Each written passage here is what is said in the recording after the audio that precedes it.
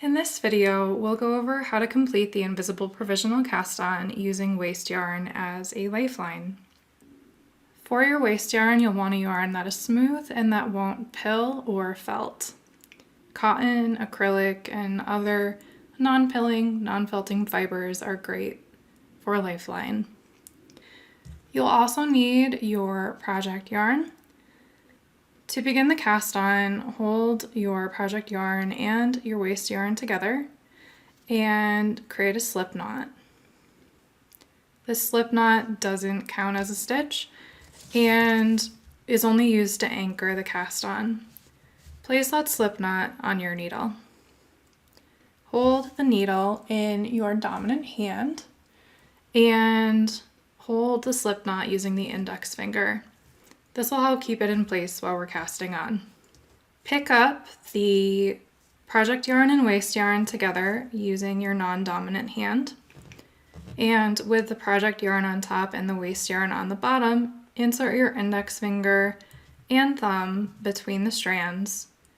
Spread them apart and turn them up so that the yarn is held in what looks like a slingshot. This is the starting point for the cast on and the place that we will return to every time in between each motion. The invisible provisional cast on is a combination of two different motions that create pairs of stitches. The first one creates what looks like a knit stitch, and the second one creates what looks like a yarn over. To create the knit stitch, bring the needle forward towards you underneath the waste yarn and in between the two strands. Bring it over the project yarn and behind the project yarn, and then underneath both strands all the way back to the front of the work. This creates what looks like a knit stitch. The next motion creates what looks like a yarn over. Take the needle and move it behind the project yarn, underneath the project yarn, and in between the two strands. You'll notice this creates another loop on the needle. Repeat alternating these two motions until the desired number of stitches is cast on. Make sure not to count the slip knot, that's just an anchor stitch. To create a knit, move the needle towards you, underneath the waste yarn and in between the strands, over the project yarn and underneath both strands, back to the front. To create a yarn over, move the needle behind and underneath the project yarn strand.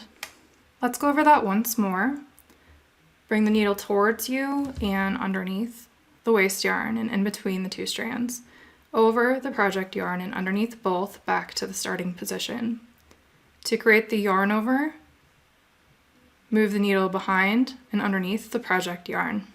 Once you have the desired number of stitches cast on, you'll need to turn your work to work the first row. Hold that last stitch using your index finger while you're turning so you don't lose it. At this point, you're ready to start working the next row, except that if you ended with a yarn over or if you ended with a knit stitch, we'll need to anchor these stitches before we can work them. As you can see, these two strands aren't connected, so if we try to work into this first loop, it's just going to fall apart. So if you ended with a yarn over, you're going to want to hold out the waste yarn and move the project yarn underneath and then over the waste yarn so that you've got a nice anchor point where you can start working across the row. If you worked a knit stitch, it goes the opposite direction so that you get a little twist here so you can work that first stitch. Once you get to the end of the row, you'll have your slip knot still on your needle and you will want to just drop that from your needle. You don't need to work into it or anything, and you won't need it again until you pick up your stitches later. In this video, we learn how to complete the invisible provisional cast on using waste yarn as a lifeline.